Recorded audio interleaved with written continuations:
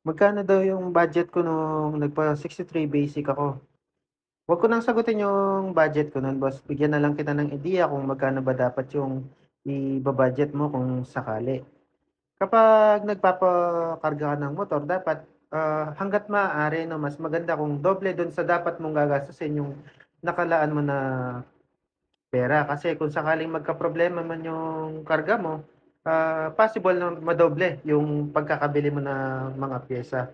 Kasi kahit gaano kagaling yung mekaniko mo, kahit, branded pa yung ilalagay mo kapag tinamaan yung makina mo, sabi nga nila, expect the unexpected kung sakali.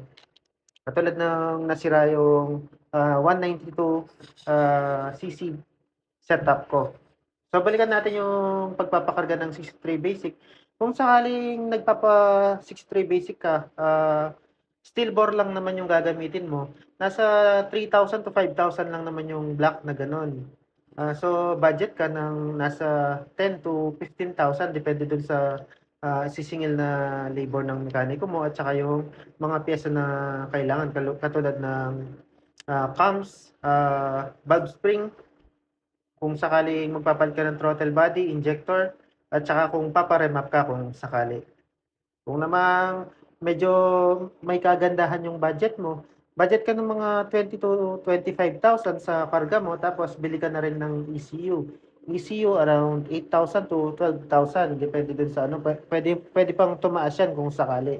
Kasi yung sinasabi kong 12,000 yung Eraser Mini Lite, yun yung madalas na ginagamit ng mga naka-Aerox, NMAX na nagpapa-basic set kung sakali.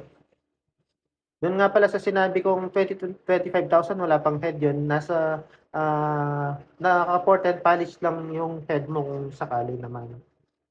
63 block,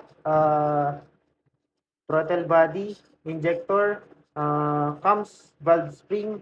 Kung sakaling may mga hindi ako mabanggit, pakisabi na lang sa comment section sa mga mas nakakaintindi sa'kin.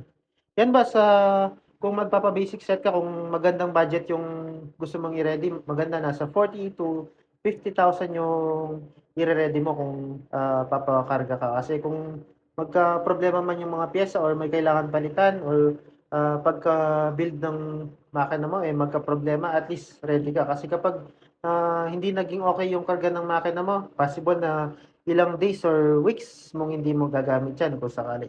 Yun lang, stay safe.